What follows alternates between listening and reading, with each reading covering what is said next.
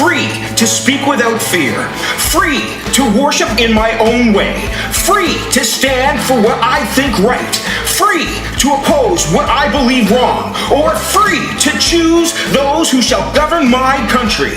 This heritage of freedom I pledge to uphold for myself and all mankind, because I am a Canadian.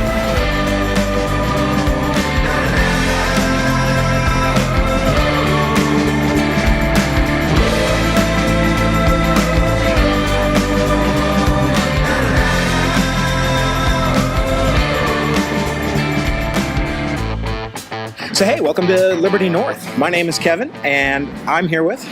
My name's Glen. Hey Glen, how are you doing? So we've just been sitting here talking for a little while, so it's a little bit artificial that we'd be starting a conversation as though we weren't talking before we pressed record. This is our inaugural episode of Liberty North, and we just have a couple of goals to talk about what's important to us, why it's important, and what we hope to accomplish with the podcast. So Glen, how did you become liberty-minded? I've been sitting and thinking about that question now for actually a couple days. I believe it would probably been in the last 4 years. Once I got my own little family started, I got into hunting. I got back to my roots from when I was a kid with my dad going into the woods.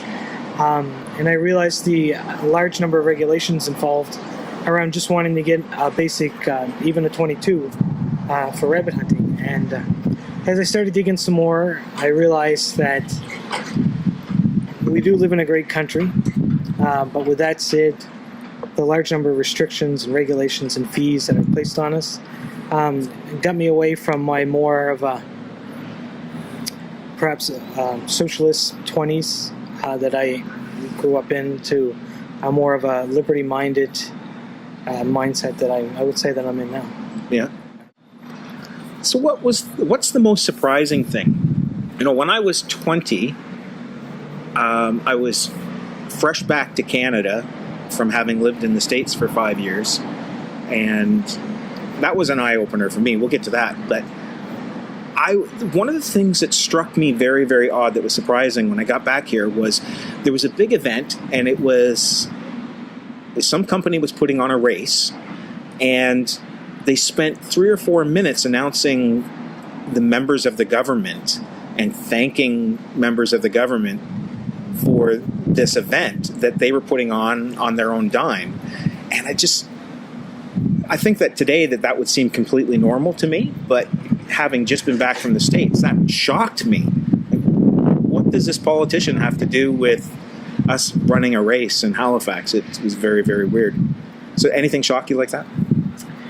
There's been a series of things. I think the biggest thing is, like I mentioned before, once I had some little children and the pays cut, and I had a lot of expenses associated with those, it seemed like everything associated with them, the costs for hospital expenses, for example, even under a government that allegedly takes care of us, when I looked at my pay in comparison to the expenses to what they take out of me, it just seemed like I was almost a sense of being robbed.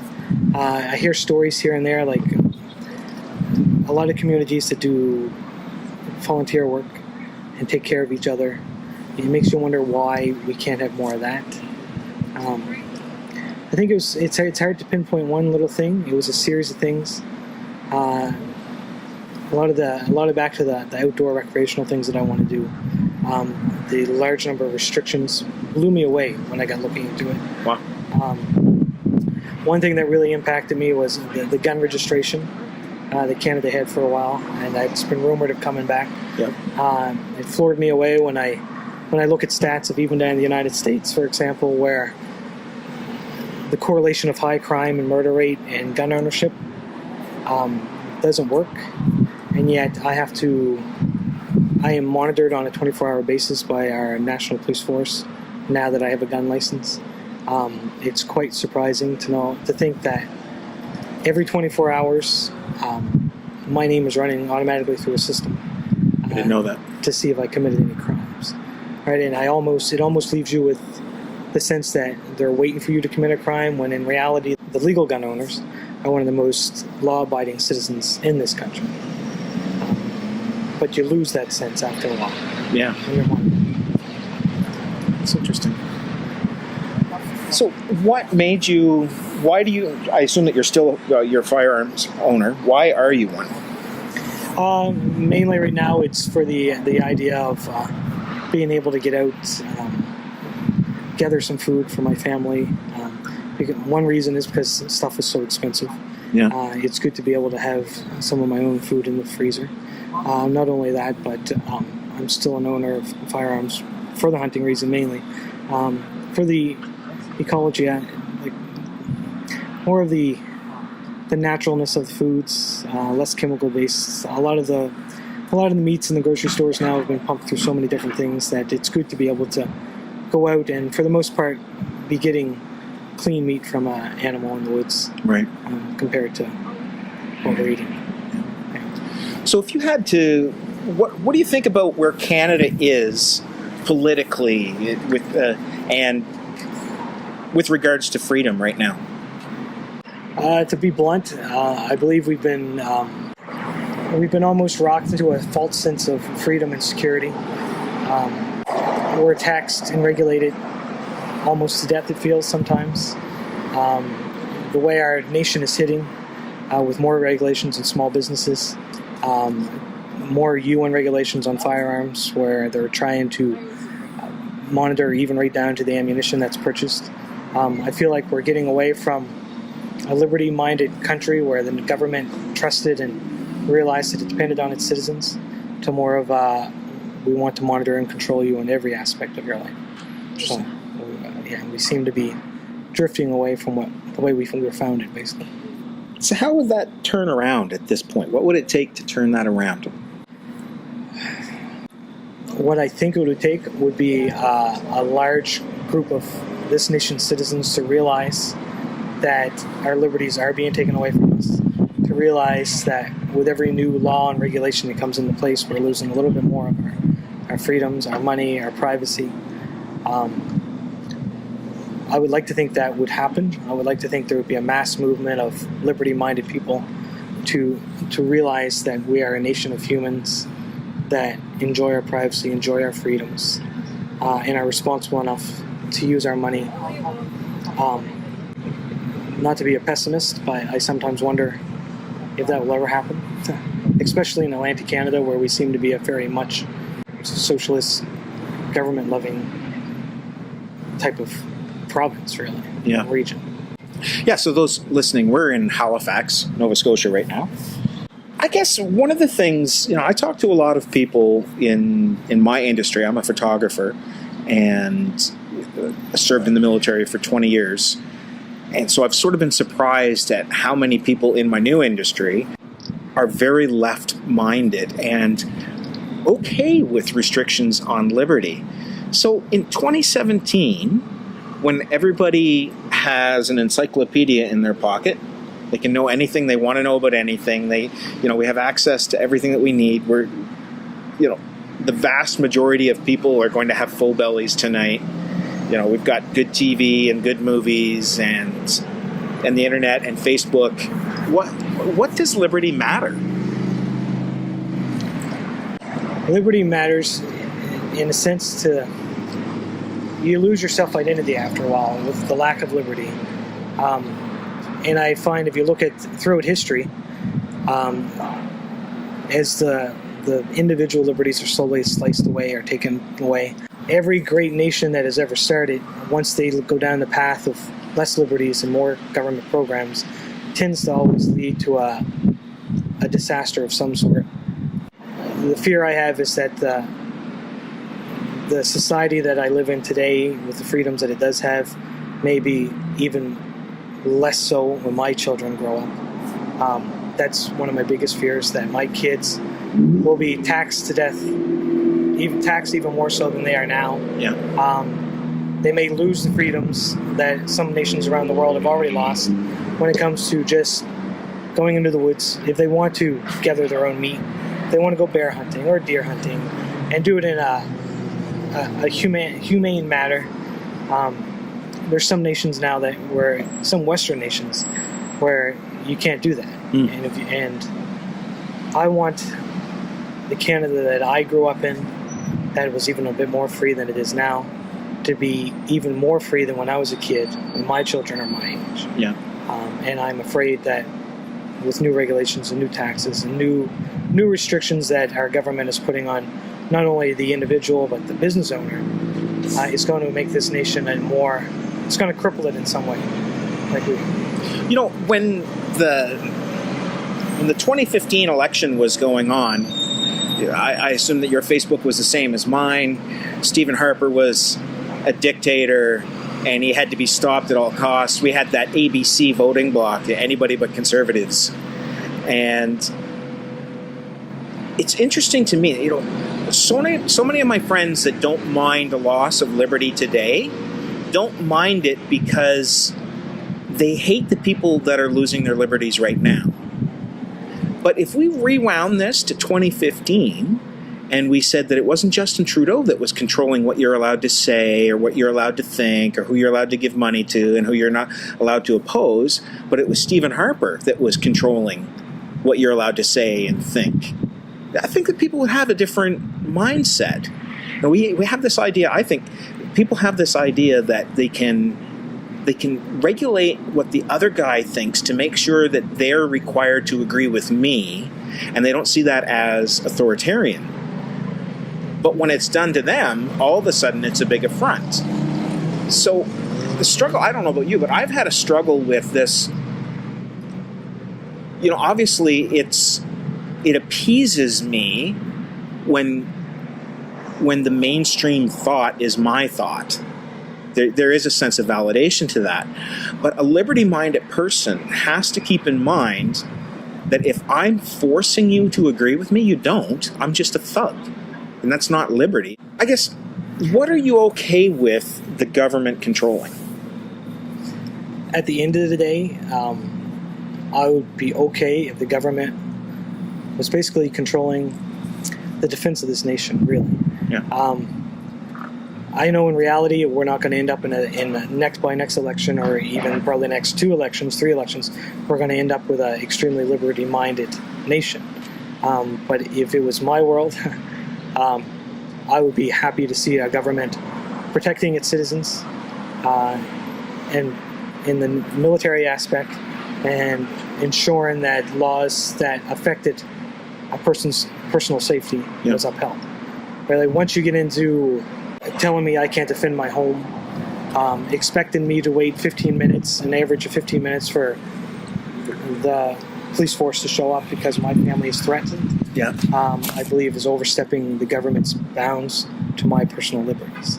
Right? I understand we have to obey the laws that we're in the nation that we're in. But at the end of the day, when the government starts regulating how I can protect my family, how I can feed my family, and support my family, I feel it's an issue. It's become a problem. Before you became liberty-minded,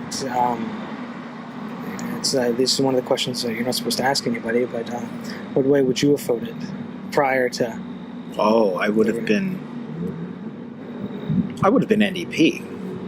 Yeah, I would have been very of a mind that helping people, or what I thought helped people, even though I don't, I have a hard time saying, the NDP helps people because they don't. They create victim groups, and they continually have them as victim groups, and they put the entire country into poverty in order to maintain the control that a victim group has. At the time, before I started to wake up, I would have been of this, and I hate that term, I'm sorry, it sounds very elitist, but before I started to realize what freedom is, I would have voted NDP, because I would have been, well, what does it matter if I can afford a TV if that guy can't eat? Yeah. I mean, it's a no-brainer, right? I mean, I want that person to be able to eat. I want that person to be able to have medical care. What I didn't realize at the time was I was removing any chance of that person ever having stuff to eat by voting and thinking the way that I was thinking. And I didn't know that. And of course, it's not something that you hear about on the news. They don't talk about that. We have to wait for things like Venezuela to happen. Yeah. But I guess there was an eye-opener I went to high school in the state of Maine. My father had a hard time finding work here in Canada, and he was highly skilled at his job. So this firm in the state of Maine actually did our immigration. So we immigrated into the United States, and we went through the entire process. It was years and literally stacks of paper, like the length of my arm tall, questionnaires and things that you had to. And we ended up with temporary residency, and then finally in the third year we were approved for permanent residency. So it was quite an ordeal to do. But I lived in the States when I went to high school. So I went to middle school, I went through school here in Canada, and then I went in high school in the States. And the day that the United States federal budget was $3 trillion in debt, it was broadcast it was going to happen. We're like $3 trillion. That doesn't sound like a lot these days, right? They shut down the schools all across the state of Maine, and we spent all day long talking about how that much debt would impact our individual futures, how that was tying us and limiting our freedom. And I was like, are you crazy? Because I was a Canadian kid. I'd been in the States for, I don't know, maybe a year at that time. And this idea that debt would cripple me or remove my future, it made no sense to me. But we spent all day long talking about this. And by the end of the day, it sort of made sense. This debt's not going away. I have to pay this. And if we can't afford to do stuff now, how are we going to be able to pay for this debt and afford stuff when it's more expensive later? And the math just hit me, and I realized that I couldn't be free if somebody else was spending my money for me, and without me being able to say no. And so, we fast forward this now a bunch of years later to when Trudeau was running, and he was talking about promising a deficit and saying that this was a measure of his confidence in Canada, and because in Canada better is always possible, and that is okay. I was like, well, that's great. I'm glad that you want to invest in things, but we're 2 years in, and the deficits are double what they said they were going to be. And if we look 10 years out on the Trudeau plan, we are approaching United States style debt, and we've got 1/10 of the population. And with an aging population, it's disastrous. Yes, it is. We'll become a welfare state. Yeah. And it's great as long as we have Daddy USA. We don't need to buy new jets. We don't need to buy new ships. We can play around. We can take 25 years, 30 years to replace a helicopter, because guess what? The United States will look after us if the poop hits the fan. Yeah. What if Trump turns out to be exactly who everybody's afraid of? What if he really is a fascist and he hates all foreigners, and it's America first and only? Yeah. What if he puts a wall on the northern border? He's talking about pulling out of NAFTA, and everybody's losing their heads about this. Well, because they say both sides get a benefit. Well, I'll tell you what, there are 300 million people in the United States. If he pulls out of NAFTA, 5,000 people are going to notice, and it's not going to change their lives, but they'll hear about it, on some local newspaper or something. If Trump pulls out of NAFTA, 30 million Canadians lost their income. All of us. Yeah. We don't have another option. You wonder to what degree it would affect. Like, the company I work for is an American company. Yeah. All of our supplies come from the United States. Yeah. Right. So how is it going to affect my job? You wonder, right? And then on the news the other day, China's now our second largest country that we trade with. Yep. Right? So you see, it almost appears that our government is, with the hesitation or with the fear of whatever's going to happen with NAFTA, we're building up our relationship with China. Yep. And people think that's wonderful, right? Where my concern is we're going down a road that, in the sense the Americans are on, when it comes to basically China owning yes, a large stake in this country. Yep. Right, which I could go on all day when it comes to the Chinese ownership of our seafood divisions and within this nation, our oil companies. I guess at what point do we take back, and that may not be the best word to use, but at what time do we realize that we are Canada, that we love our country, right, and we need to take care or watch out for ourselves? Because this reliance on the United States, our reliance on China, we never know when that could end. Yep. Right? And if it does end, and if Trump does become what everybody, the mainstream media claims to be, Yep. we are in a mess. We're in a big mess. So I guess that sort of segues really nicely into the last segment of the show. What do you want to accomplish with this idea of Liberty North? I think the accomplishment that I would like to see, even in any size scale, would be more people aware of what's going on in this nation.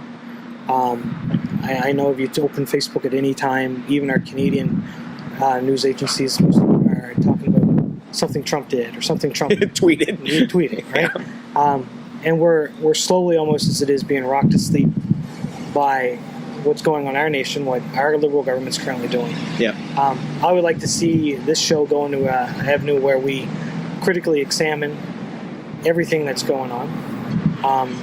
Take a look at new laws and regulations and even ideas that even the opposition parties in this nation has to see what's going to happen down the road to this nation. Yeah.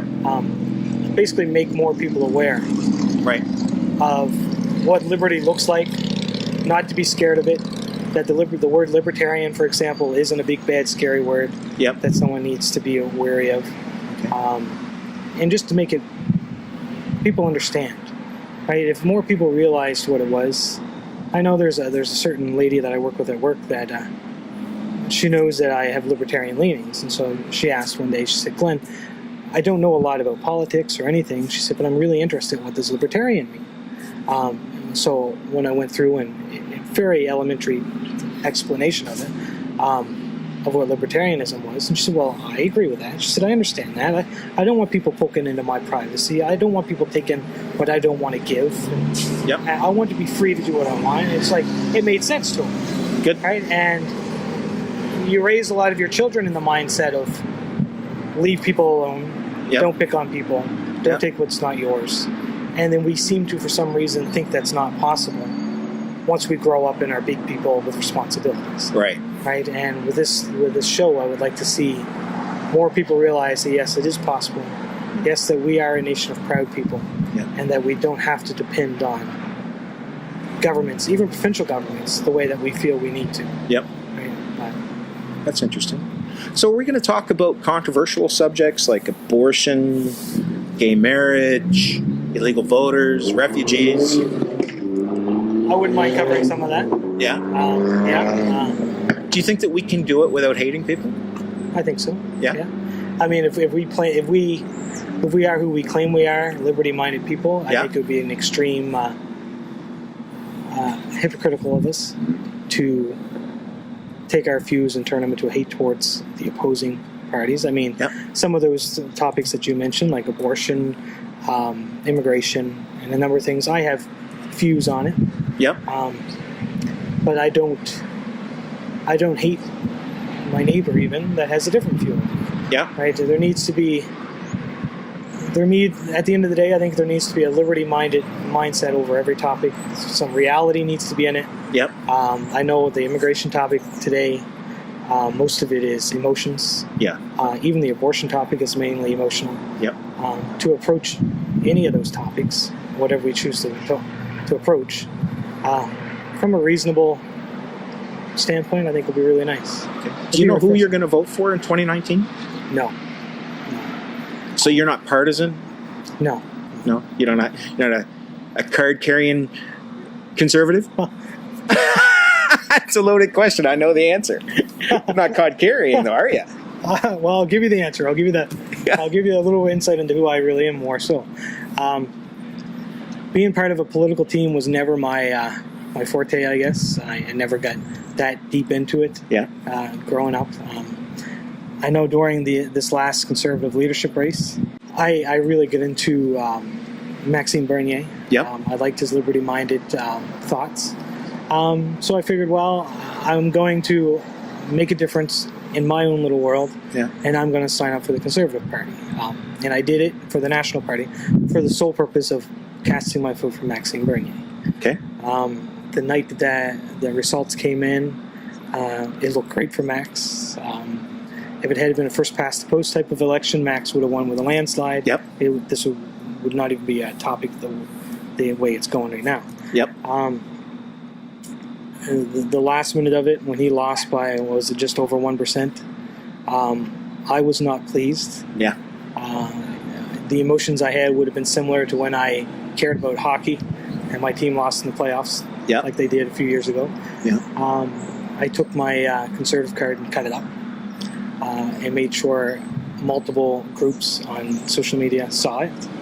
And that same night, it was either that same night or the next night, I'm not saying that I 100% agree with everything the Libertarian Party of Canada stands for, but I did list my name as a member of the Libertarian Party. Okay. With that said, I don't bleed Libertarian colors of the party. Just like I would never have bled NDP colors when I voted NDP back 5-6 years ago. Which was a mistake. I'll just say it's just to clarify. So I feel I can say I'm nonpartisan. It's just that, which is something that we can look into as we dig a little bit deeper about that. Libertarian capitalism and stuff like that. Not saying I agree with every aspect of that necessarily, right? But no. How about yourself? I don't know who I'm going to vote for. I know who I'm not going to vote for, and that makes me a little closed-minded. But I am. I have a limited number of choices that are liberty-minded at all. I know I'm not voting NDP. Right. Because they're not liberty-minded. They're authoritarian, and their entire track record is towards devastation. You know, they're a great opposition party because they bring up great points and they challenge conservative thought to keep it away from radicalism. Right. And the yapping dog at the side of the podium, it's not a pretty picture, and it's insulting. NDP listeners will be insulted by it, but that's the role of that party. That is where that party is strong. As soon as you get that party in power, just look anywhere they have been in power. Anywhere where they've held the balance of power, look at what has happened. And there's never this social utopia that they want, that I believe that they sincerely and honestly, earnestly want, doesn't happen. The engine that makes our social fabric sustainable gets attacked, and then we can't afford the programs anymore, and we end up in a debt spiral. And it's just math. In the end of the day, it's just math. This fight for 15 thing and a living wage. Yeah, I want everybody to have a living wage too. One of the things that I get paid in my industry, I'm a photographer, and so there's things that I do. I'll save you the technical terms. It's called time for, but I'll save you how I get paid is experience and learning. That's part of the thing of a young person working at McDonald's. Myself, at my point in life, I'm not supposed to be working at an entry-level job and supporting a household. It's the living wage that person working at McDonald's is getting is the experience of how to handle responsibility, how to work with other people, how to hold money, how to be trusted with food. These are valuable skills that will pay off for the rest of their life. They're getting paid in the future for what they're doing now. They're getting their living wage because they're making a basis for their future career. It's not supposed to be something that supplies you a household. Right. And a lot of people will think, well, how is this possible, right? How if we were to get a liberty-minded government, like, for example, last week I stopped in to visit my parents, and my father never talks politics. Okay. And the first time, I think, in my life, he started on taxes and about the government and why can't they leave us alone, and why can't we, instead of paying for taxes for something that we don't agree with, why can't we just pay in parts where we want to pay? If we want to support a program, then we can put our money towards that, right? And it was quite surprising. But going into what you're saying about it's an entry-level position, Yep. if our schools would take the time to teach basic economics, basic home planning and budgeting and stuff that I never really learned in school. Okay. You didn't have home economics when you... We did to a degree, but it was more of a, which was great. I can sew, which is fantastic, right? Yeah. And I can build a bridge. That's nice. That's about the size of this table, right? Okay. But we never had serious classes on what taxes were, how to do your taxes, for example, how to properly budget. We had a couple like special assignments that we do, and we'd forget about it within 2 months, type thing. Yeah. Right. So if we had more of that, if we had a school that was teaching kids the realities of life, basically, and not social justice warrior type stuff, we could have a society that was more free. Right. We could have a society that people were more responsible with different things. And it took me personally in my life some really tough lessons. Sure. Before I became responsible. Right. It's things I had to learn on my own. Like you can't spend and expect life to be gravy, which our government hasn't clued out yet. Yeah, that's right. But it took a while, and I had to learn it the hard way. Yeah. Or looking back, it would have been really nice if I had been somehow given these lessons. Yeah. Right? Not saying I'm not trying to place blame on anything. Sure. But if we could have a system where our young people were taught what life was really like. I guess my hope would be that we could impact the next election in a positive way, not in a my guy wins way, but in an informed voter.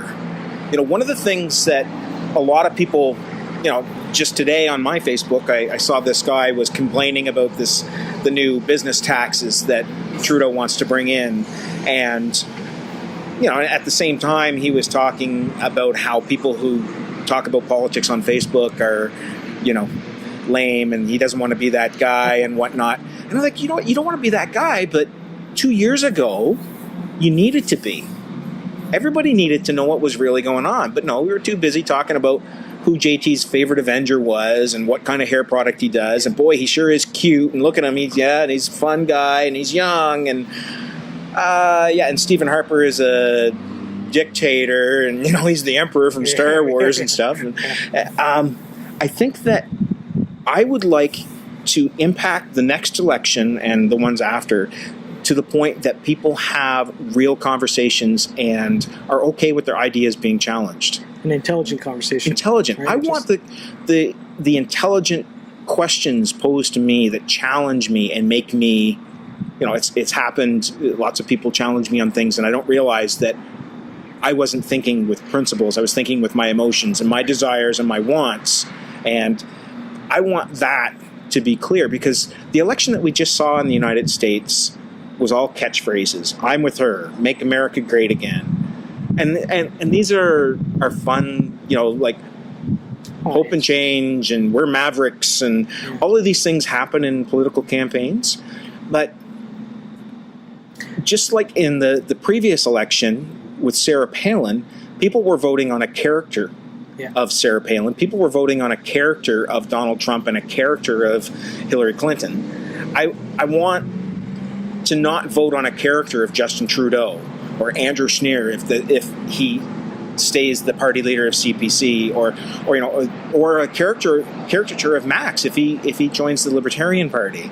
I want people to say, where's my family going to be in 4 years? When Reagan could say, are you better off today than you were 4 years ago? I want people not to have to think backwards, because we're thinking backwards right now. Lots of my friends who are diehard JT supporters, they love him. They love all the things he stands for and the victim groups that he gathers around him to celebrate. They love all of that stuff. It's a great show. But now they have to pay for all of this stuff. And they don't like it so much. I would love it if the conversation in 2019 was going to be, what are we making Canada in 2023? It would be wonderful, right? Because right now you hear a lot of people say that we don't vote in parties. Yeah, we fire them. That's what we do in Canada. That's what we do, right? Yep. And when you look at people, when you start digging at like Andrew Scheer, for example, yep, a lot of his policies mind you, some of them are better than Justin Trudeau's. Yeah. But at the end of the day, Marginally. marginally, exactly. You end up with the same type of thing, same type of party, with just a different color uniform. Because you get like some of Max's policies that he wanted was completely opposite of what the Liberal Party or Andrew Scheer was. You get into topics like supply management, for example. Yep. When you've got individuals like Andrew Scheer right now that seems to be just as cozy with many socialist programs as the Liberal Party is, where does that leave you? Like, who do you vote for? Right. It makes it really hard. It would be nice to go into next election knowing, regardless of what the outcome is, to know that the person that's leading the country is doing so because of a nation of people that was informed. Right. And made a choice for that direction of the country. Right. Not just, we like his smile and wow, he sure is fun. Or, he looks like an older, experienced guy, or, whatever. Well, even on provincial levels, like you mentioned, we're based out of Halifax. Yeah. You see the same thing happened in the provincial level as you do. Like when someone, we'll mention the leader of the Atlantica Party, for example, when he rose the idea of dissolving the NSLC or regulation, like there was a huge uproar. Most people didn't know why there was a huge uproar. Yeah. Right? Like, why are you so upset about this? Why don't you sit and think about this? Yeah. Right? And there's none of that. There's no critical thinking of any situations. Yeah. You get the local talk show radios picking a side and running with it. Yeah.